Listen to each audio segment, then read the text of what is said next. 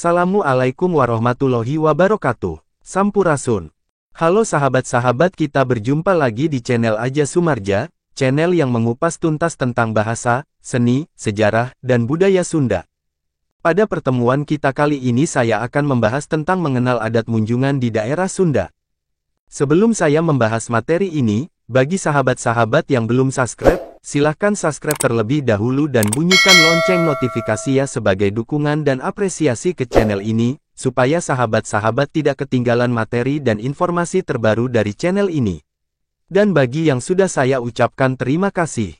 Ditinjau dari kebahasaan, istilah munjung memiliki arti mengunjungi, menghadiri atau dalam bahasa agama berziarah. Munjung memiliki istilah lain yang juga merupakan perkembangan makna dan memiliki arti sama, yaitu sedekah makam. Ritual munjung secara teknis dilakukan dengan melakukan ziarah ke makam leluhur. Istilah pemakaman leluhur masyarakat banyak menyebutnya makbaroh, sebuah istilah kata serapan dari bahasa Arab yang memiliki arti sama tempat pemakaman. Semua tempat yang menjadi tempat konsentrasi ritual munjung itu memiliki sejarahnya masing-masing. Tidak ada data yang menginformasikan mengenai waktu pertama kali ritual munjung dan hajat bumi diadakan. Namun berdasarkan cerita-cerita dari masyarakat, konon munjung dan bongkar bumi telah ada sejak zaman Hindu. Jika pendapat ini yang dipegang, dapat disimpulkan bahwa ritual ini telah ada sekitar abad ke-15 Masehi.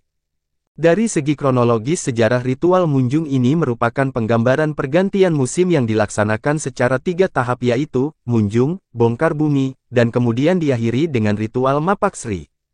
2 tahap pertama hingga saat ini masih tetap dilestarikan, meskipun telah terjadi modifikasi dalam berbagai sisi. Sementara tahap terakhir berupa mapaksri yang memiliki arti menyambut Dewi Sri yang sekarang tidak lagi diselenggarakan. Bagi banyak daerah yang memiliki latar belakang budaya yang berkarakter agraris, tokoh Dewi Sri hadir di tengah masyarakat petani sebagai sumber aspirasi dan dipercaya pelindung bagi kesuburan tanah dan padi. Upacara adat yang menekankan arti penting kehadiran sosok Dewi Sri ini dilakukan ketika mulai musim panen dan menjelang penanaman bibit padi. Dalam kebudayaan masyarakat Sunda, ketiga ritual tersebut telah menjadi rutinitas terutama musim penghujan tiba. Di samping sebagai bentuk penghormatan terhadap siklus alam tentang pergantian musim, bagi kalangan petani ritual tersebut seolah menjadi kewajiban untuk dilaksanakan, dengan harapan agar tanaman yang hendak ditanam terutama padi dapat menghasilkan padi yang berlimpah, subur dan tidak diganggu hama.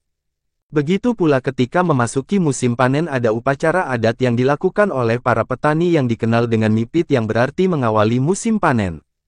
Tingginya penghormatan masyarakat terhadap kebudayaan lokal dalam bidang pertanian tidak bisa terlepas dari kepercayaan nenek moyang yang telah lama dipegang oleh masyarakat petani di masa lalu tentang peranan Dewi Sri. Tokoh Dewi Sri yang berkembang dalam sastra Sunda menurut penelitian merupakan sebutan nama dari Nyi Pohaci Sang Hyang Sri dan sering dikaitkan dengan mitos asal mula adanya padi di Jawa Barat.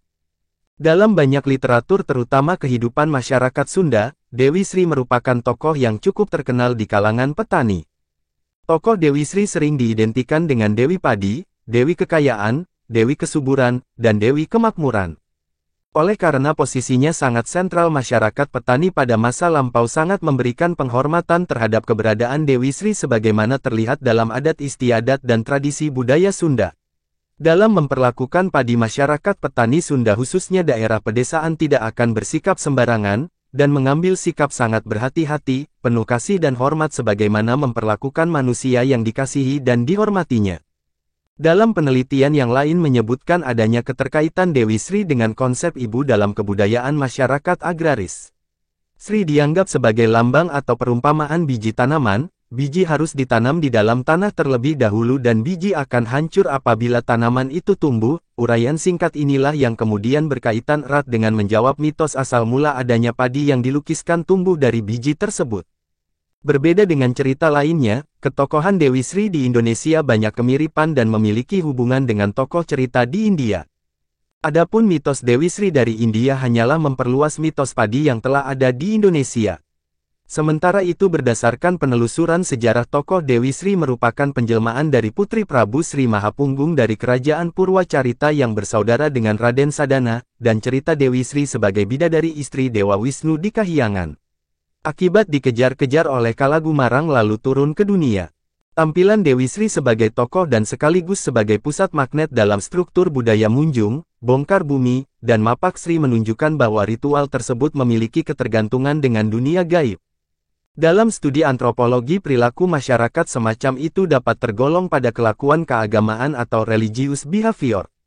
Dengan kata lain bisa jadi ritual-ritual tersebut juga merupakan perwujudan bentuk aktivitas atau kegiatan untuk memberikan rasa cinta kepada Dewi Sri agar tanaman-tanaman dijaga, tumbuh subur dan melimpah hasilnya. Masyarakat di zaman lampau masih memiliki kepercayaan terhadap dunia gaib, inilah yang menempatkan Dewi Sri sebagai kausa prima dalam bidang pertanian.